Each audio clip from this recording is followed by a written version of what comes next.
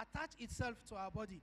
But this, in an acidic environment affects this particular bacteria.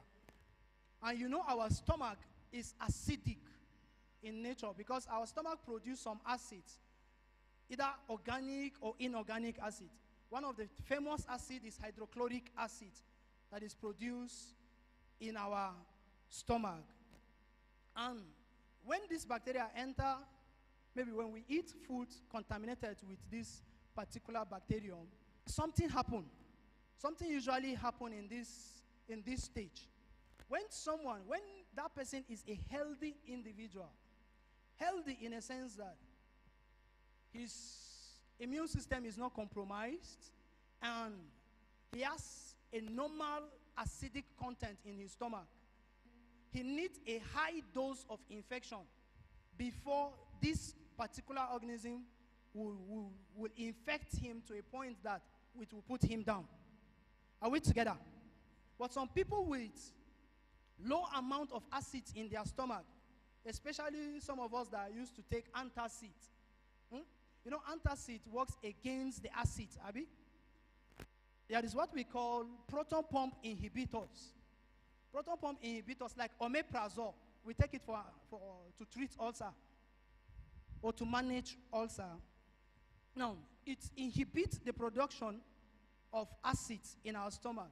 So by doing that, it makes those who are ulcer patients to be at a risk factor for this particular high risk factor for particular infection.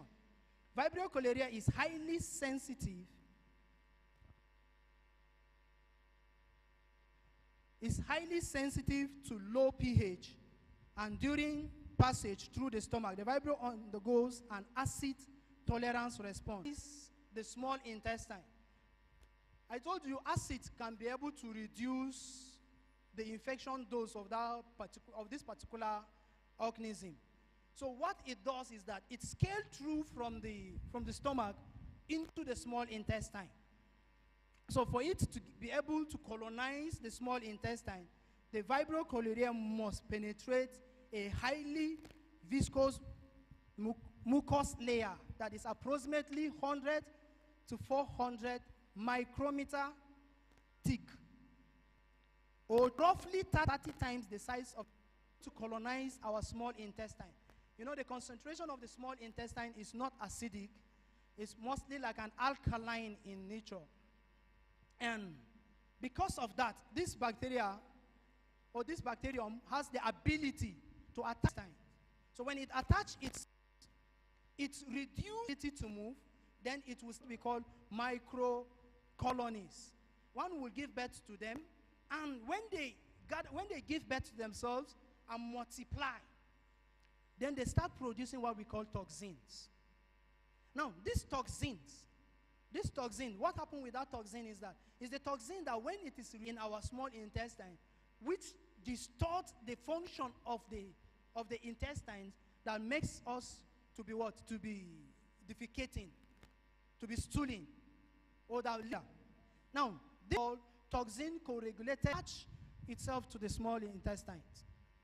And it helps the bacteria, after attaching, it also helps the bacteria to multiply, because they use it for multiplication.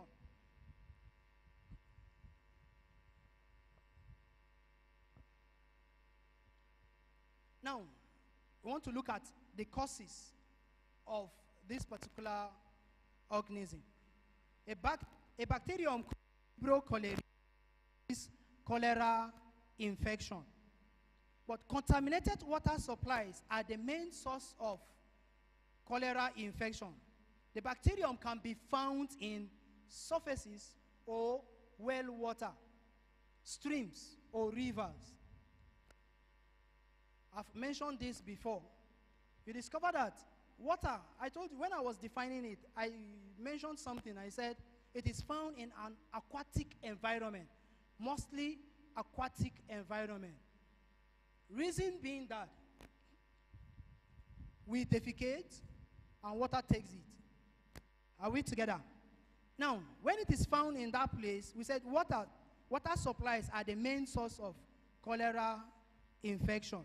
So we should always ensure that our water, the water we drink and the water we use at home are clean, neat, and safe for use. Then we have what we call seafood. You know, there are some foods that we get from the sea, like some aquatic animals. One good example is the shellfish and prawns, etc. All these ones that we can get them in the water, we should make sure that they are well cooked. Because when you undercook it, or when you eat it raw, you discover that you can be infected if that particular Vibrio cholerae is in that particular in the aquatic animal, or on the surface of the aquatic animal. They call the raw fruits and vegetables. You know, there are some fruits that we eat them raw, like mango, guava, berries, bobberry, and the rest. So eating these types of food can increase our chances of having this particular disease. Then grains.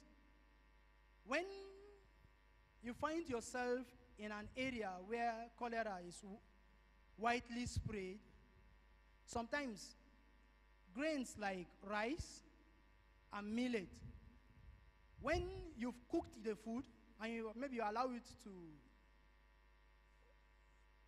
cool down, and some vectors like fly or maybe cockroach. You know, cockroach, sometimes they